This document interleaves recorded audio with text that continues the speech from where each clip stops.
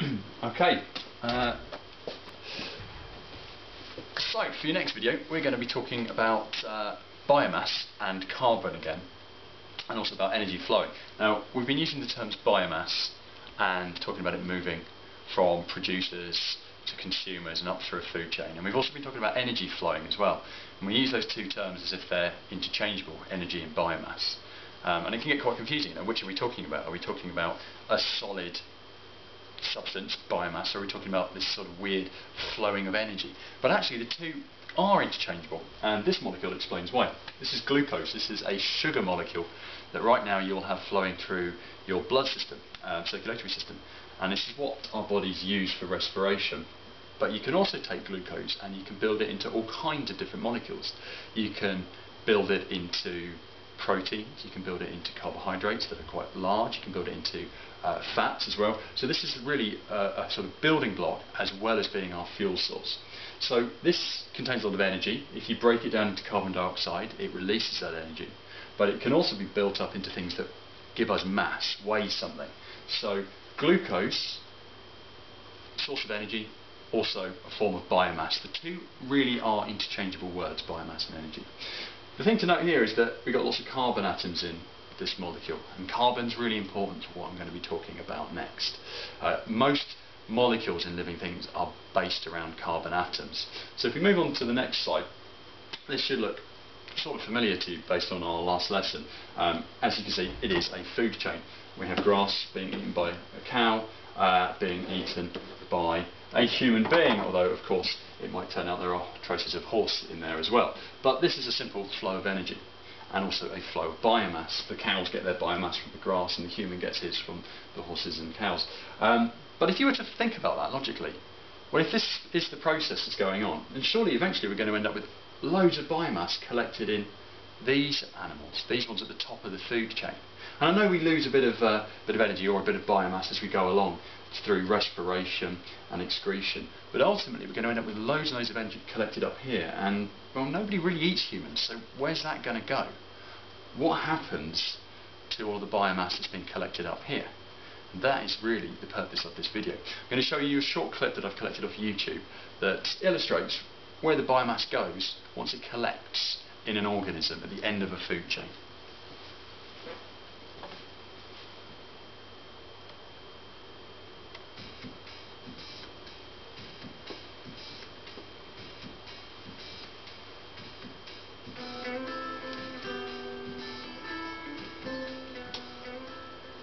Right, what you're seeing here is a plate full of fruit and vegetables, and somebody set this up to take a photo of those fruit and vegetables every 40 minutes for a week. And as you can see, we've started off and they're starting to look a little bit squishy, they're starting to get a bit runny, and they're breaking down, they're going mouldy, they are decaying. And there are a number of reasons for this decay taking place. If you look closely, you might see some black dots zipping around the edge of the pictures. Those are flies that are of course eating the sugars in these fruit as they break down. But there are other organisms at work that we can't see, and they are causing the fleshy bodies, the biomass of these fruit and vegetables to break down entirely into simpler, smaller molecules. They're taking the cellulose, they're taking the large starch storage grains, and they're breaking them down into sugars, and they're using those sugars for respiration themselves. We've now actually got some seeds that have started to germinate in there, we've got some plants growing, and virtually all of those vegetables have started to decompose to some extent, with the possible exception of the onions. They look alright, but everyone else is starting to look a little bit worse the wear. Right, let's have a quick think about this then, because there are some organisms at work that are really important. We talked about flies, and they are a large organism involved in the decomposition, but actually the ones that do the bulk of the work are organisms so small that you can't even see them.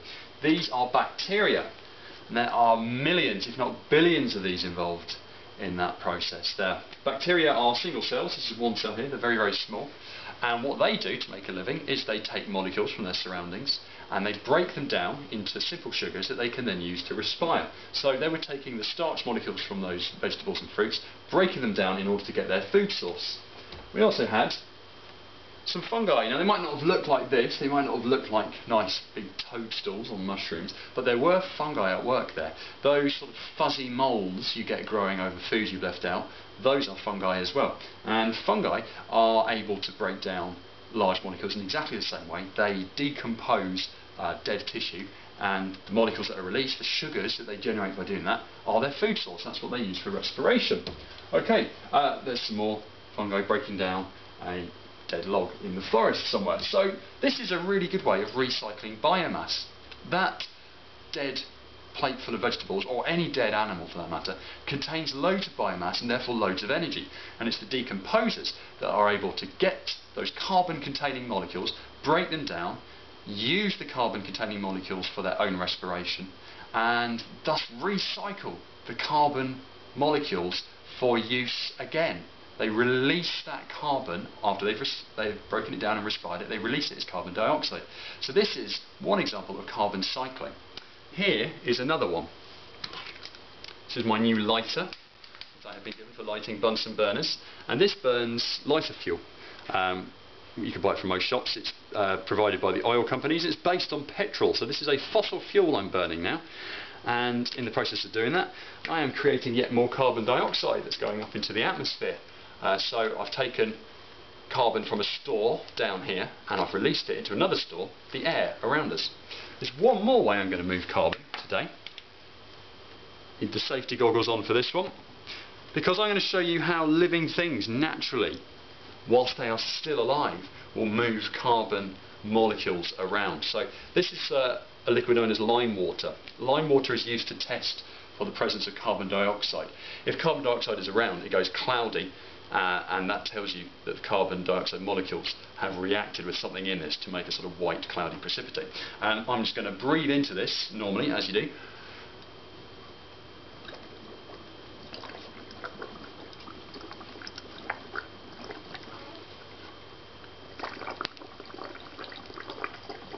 And after a couple of breaths, you can hopefully see that we've got a nice cloudy precipitate forming in that.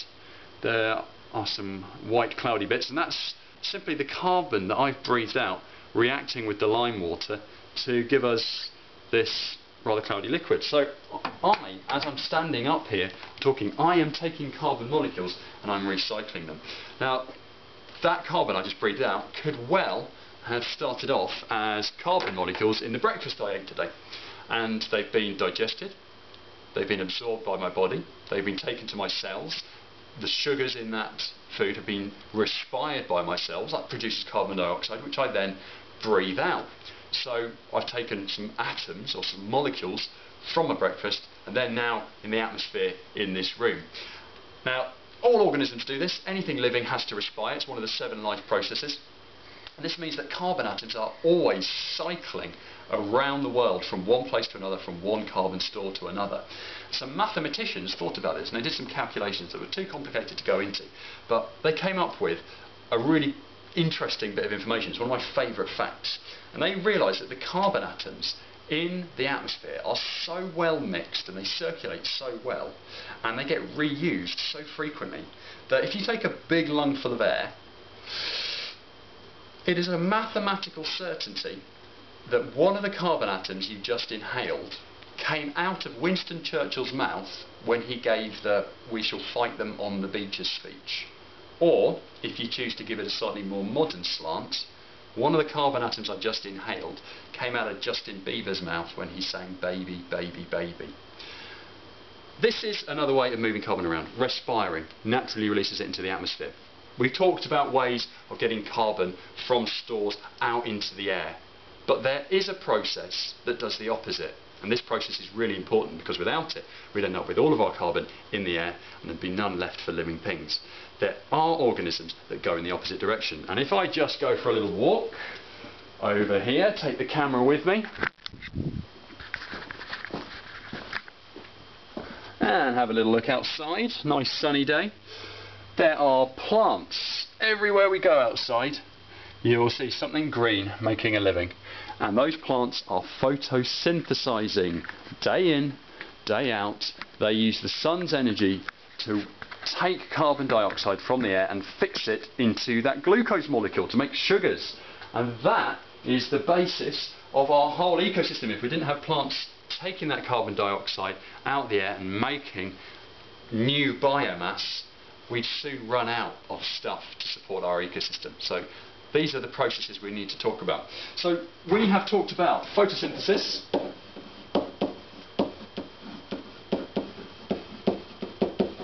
combustion,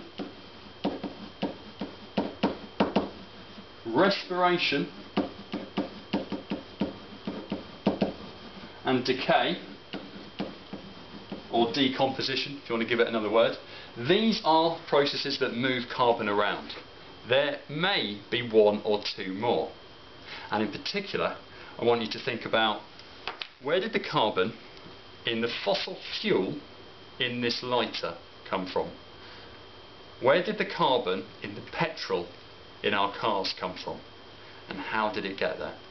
We're going to be thinking about this carbon moving in the next lesson, so there's an exercise for you to do on the VLE. This is what you need to be thinking about. How does carbon move around?